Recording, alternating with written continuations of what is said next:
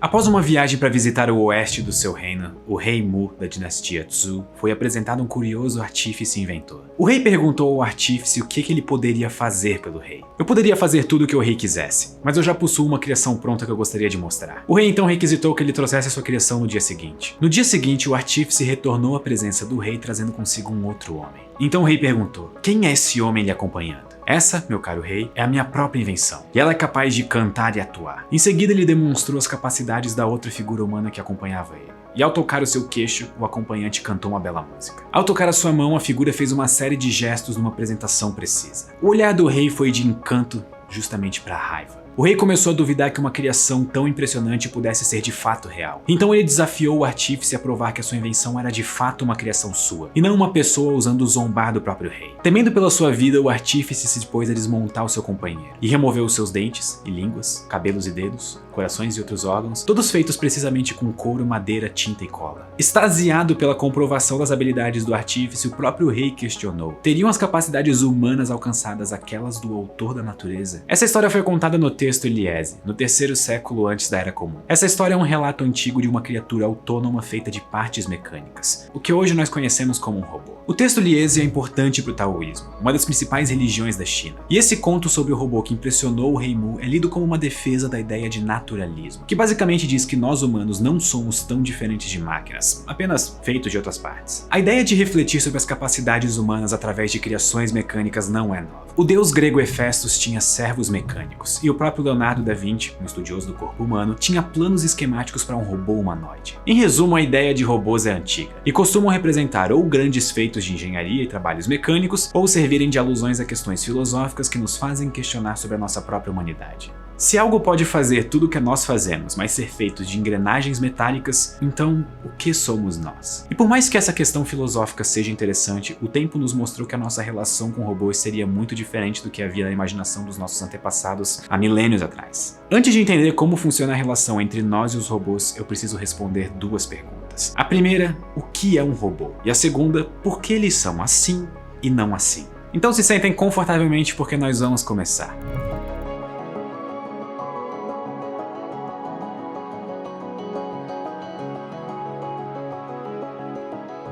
Primeira resposta, o que é um robô? A verdade é que não existe uma resposta boa. O que existem são diversas respostas úteis para definir o que é um robô para a linguagem, que seria algo do tipo uma máquina que pode agir de forma autônoma.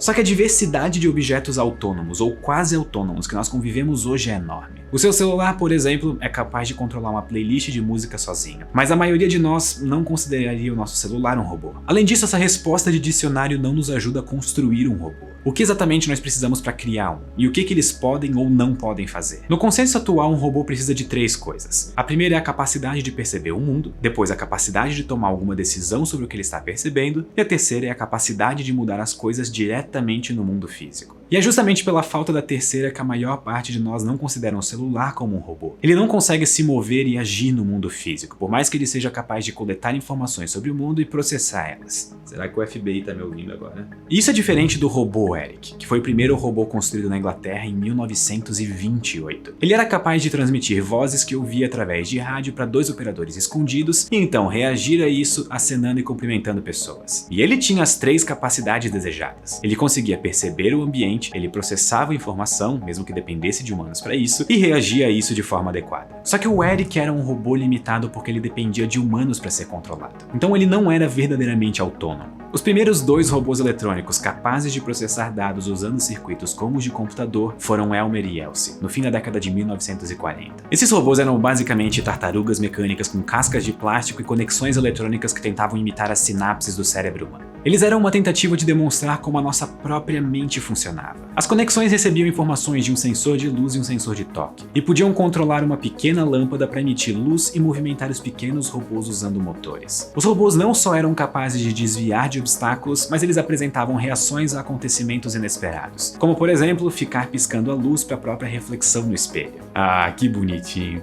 E foi com essa frase que eu acabei de descobrir que eu não serei poupado quando a era das máquinas chegar. O caso do Elmer e da Elsie é um emblema da direção em que robôs e seres humanos pesquisando robôs iriam percorrer por boa parte do século XX. E essa direção seria a de pesquisar robôs cada vez mais capazes de processar uma diversidade de informações do seu ambiente, tomarem as suas decisões sem auxílio externo e então agirem no mundo de forma adequada. O que, resumindo, nos dá robôs mais capazes de agir de forma parecida com humanos. Só que essa é só metade da história. Robôs independentes e quase humanos eram os sonhos daqueles envolvidos com pesquisa de base em robótica. Mas do outro lado existe também a capacidade do robô de transformar o mundo ativamente, e aqui havia bastante potencial para uso comercial de robôs. Em 1960 já haviam braços robóticos sendo usados em empresas para mover objetos pesados. Se eles seriam os avós dos braços robóticos que hoje são encontrados, por exemplo, nesses robôs submarinos controlados remotamente que a Petrobras usa para manutenção das plataformas de petróleo. Eles fazem um serviço que seres humanos teriam muita dificuldade em fazer, e são um dos diversos lados positivos da robótica na atualidade. O avanço em robôs de serviço mudou o paradigma de como nós vemos robôs. Diferente dos sonhos de robôs idênticos aos seres humanos, a área de robótica indicava que robôs seriam coisas completamente únicas, com capacidades sobre-humanas e sub-humanas ao mesmo tempo. O ideal de robôs que refletem a capacidade humana perfeitamente deu cada vez mais lugar para a ideia de robôs úteis, com as suas próprias capacitações extraordinárias e limitações distintas, capazes de modificar o mundo externo das mais diversas formas. Nós estamos falando de criaturas distintas e extraordinárias, só que limitadas. E percebam aqui que eu poderia tranquilamente estar me referindo à biosfera terrestre, aos animais e plantas do mundo. Mas não,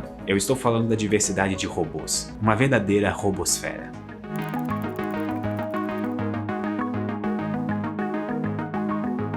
Em pleno século XXI, nós já podemos notar uma robosfera cada vez maior ao nosso redor, com uma grande diversidade de robôs com diferentes níveis de autonomia e capacidades diferentes. O exemplo do robô submarino da Petrobras é um exemplo perfeito de como robôs nos ajudam a chegar onde seres humanos não conseguem. Seja ajudando a inspecionar tanques de combustível ou o casco de uma plataforma de petróleo em alto mar, a nossa convivência com eles é uma verdadeira simbiose. Nós precisamos deles para não termos que ir pessoalmente em ambientes inóspitos. E esse talvez seja um dos usos mais nobres de robôs: preservar a vida. Não é à toa que Marte é o único planeta que nós conhecemos que é completamente habitado por robôs. Diversas sondas capazes de coletar dados e enviar novamente para bases aqui na Terra habitam o planeta vermelho, nos ajudando a entender mais sobre o nosso próprio sistema solar. E eles carregam múltiplos sensores capazes de detectar sinais de vida e outros compostos químicos importantes, além de painéis solares para estarem sempre funcionando. Assim como nós dependemos de comida, robôs geralmente dependem de energia. As sondas de Marte são capazes de se manter funcionando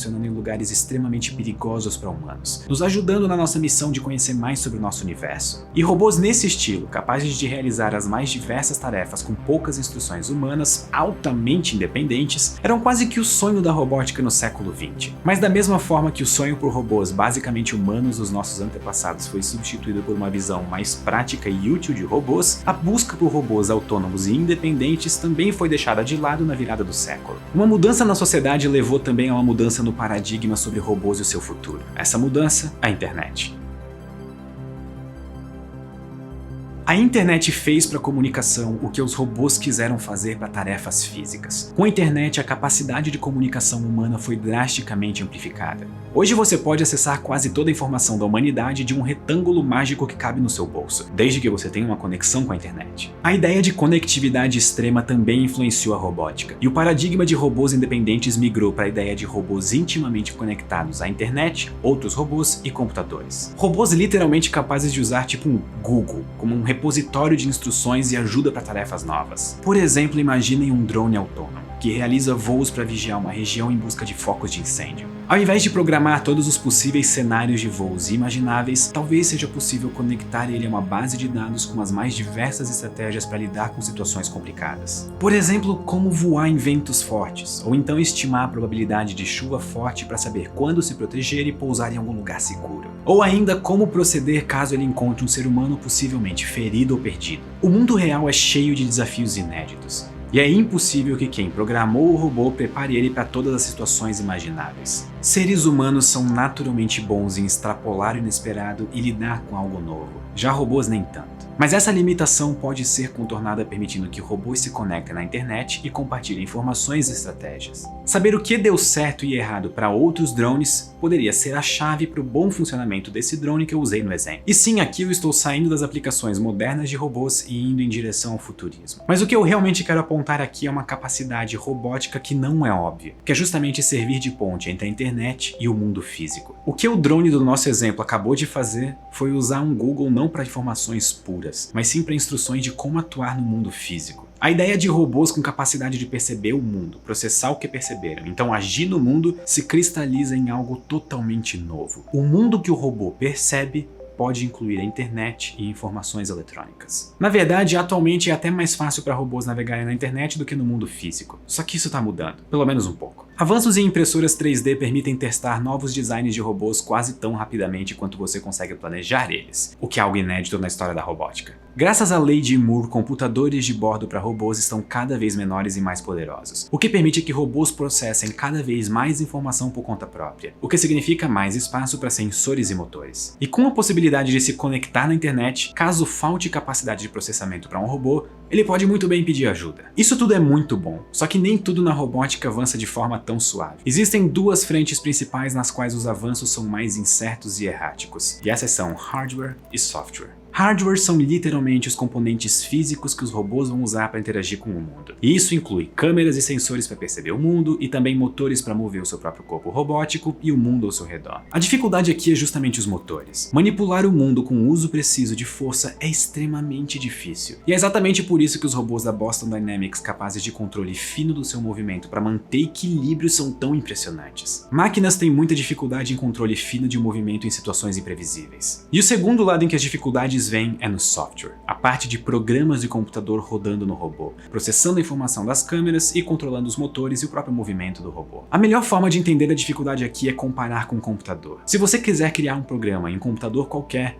você escolhe uma linguagem tipo Python ou C e escreve o programa e roda ele da forma adequada. Na verdade, eu acho que hoje em dia ninguém mais escolhe C. Quando o programa estiver escrito, ele vai rodar como você espera em basicamente todos os computadores do mundo. E isso só é possível porque todos os computadores modernos usam basicamente o mesmo hardware para fazerem essas computações. Todo computador tem um processador geral ou uma CPU parecida com todos os outros computadores, com uma placa de rede, conexões para uma tela, mouse, conexões para o teclado. Só que o mesmo não é verdade para robôs. A robosfera inclui uma diversidade enorme de robôs, com peças diferentes, sensores diferentes e capacidades drasticamente diferentes. Enquanto um computador pode ser mais rápido do que outro, um robô pode ser capaz de controlar dezenas de motores a mais do que o outro, ou ter uma câmera infravermelha enquanto os outros robôs nem câmeras têm. É quase como se você fosse pedir para dois humanos diferentes desenharem uma cadeira. A imagem mental que vem quando eu falo cadeira nunca vai ser exatamente igual para duas pessoas. É como se os nossos cérebros estivessem rodando instruções diferentes. Então, como seria possível criar linguagens de computação úteis e simples que podem ser usadas nos mais diversos tipos de robôs? Por mais que algo como um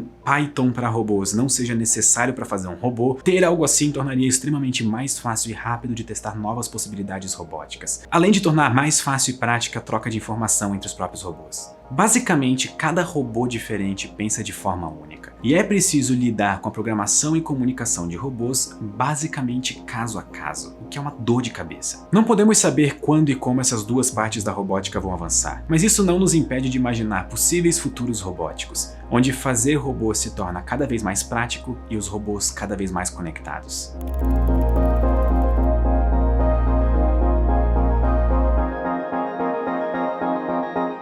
É impossível de prever o futuro dos robôs, porque isso depende de como exatamente os avanços na robótica vão ocorrer. Se o lado de pesquisa em movimento e controle de robôs ficar estagnado, talvez o principal uso de robôs no futuro seja justamente pelas capacidades de coletar informações e processá-las. E a última década deixou claro que coletar e processar informações, especialmente de consumidores, pode ser extremamente lucrativo. Existe toda uma indústria em torno de analisar comportamento de consumidores em sites na internet e maximizar as possibilidades de lucro. Robôs podem estender diversas dinâmicas que hoje só são possíveis graças à internet para o mundo físico. Por exemplo, um mercado com um sistema avançado de câmeras e uma base de dados poderia muito bem correlacionar uma faixa etária e um perfil de um comprador com possíveis produtos desejados. Combinando isso com telas espalhadas pelo mercado, seria possível ajustar as propagandas que estão sendo vistas por cada pessoa para maximizar a chance de que algum cliente leve um produto a mais. Ou, se esse sistema estiver conectado à previsão do tempo, indicar para consumidores que foram até o mercado a pé um guarda-chuva. E aqui eu estou apontando duas estratégias. Com um sistema integrado capaz de perceber as consequências das suas próprias ações no mundo físico e alterar os seus planos de acordo, seria possível automatizar uma série de testes para descobrir as melhores estratégias de venda possíveis. E isso já acontece na internet, quando grandes sites mudam seu design ou estratégia de ofertas, porque eles aplicam as mudanças apenas para pequenos grupos de usuários que acessam o site, coletam dados e estimam quais das mudanças foram as mais efetivas. Esse exemplo só inclui tecnologias relativamente simples como câmeras e televisores. A ideia de coletar informações para buscar padrões de comportamento em clientes e montar estratégias pode ser estendida muito mais longe. A brincadeira fica pesada muito rápida.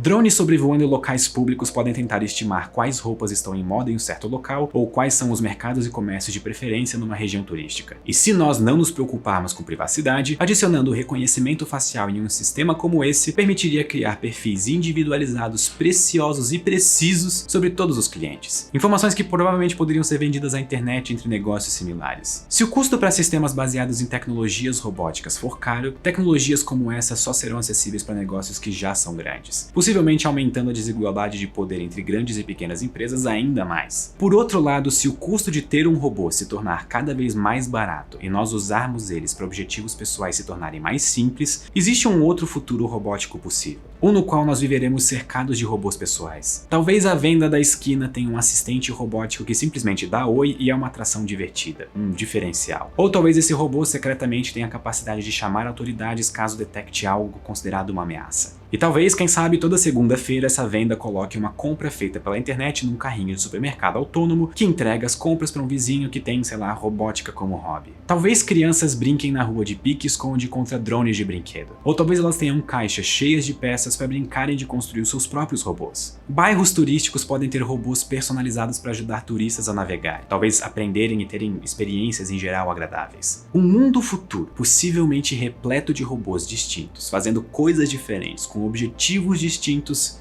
nos dá uma robosfera por completo. Só que essas duas descrições de usos possíveis de robôs, tanto o uso mais comunitário quanto comercial, não mencionam uma coisa importante: como um mundo repleto de robôs vai afetar os robôs e a nós. Como essa diversidade de robôs na robosfera vai afetar os outros robôs e serviços automáticos. Diversos desses robôs vão ter câmeras, por exemplo. Será que esses robôs deveriam ser obrigados a reportar crimes e situações perigosas que eles encontrarem na rua? Onde exatamente nós vamos guardar todos esses vídeos gerados por uma infinidade de robôs para garantir um nível confortável de privacidade? Ou será que todos os robôs vão compartilhar o que eles viram numa espécie de YouTube Shorts robótico? Quais vão ser as políticas de organização para robôs se relacionarem com outros robôs fazendo coisas completamente diferentes? E não só isso, como que nós, seres humanos, vamos nos relacionar com esses robôs? Frequentemente, pesquisas com robôs autônomos mostram que seres humanos tendem a mostrar menos respeito e não considerar o impacto de interferir com o trabalho de um robô. O que vai acontecer se, quando os robôs começarem a ser mais presentes, eles virarem alvo fácil para serem vandalizados ou destruídos? Lembrando que cada robô provavelmente estará cumprindo uma tarefa para outro ser humano, e interromper isso pode causar mais do que dano para a propriedade de outra pessoa. Se, por exemplo, isso interromper a entrega de algum remédio ou um objeto de valor sentimental. Que tipo de consideração moral nós vamos dar aos robôs que talvez habitem o mundo ao nosso redor? E o reverso também é válido. Como interagir com humanos através de robôs vai afetar as nossas interações? Nós já sabemos que é muito mais fácil de se comunicar de forma agressiva em fóruns anônimos na internet, e robôs podem ser usados para fazer violência, tanto em usos militares como não. Se for possível alugar robôs remotamente, alguém poderia alugar um robô a milhares de quilômetros de distância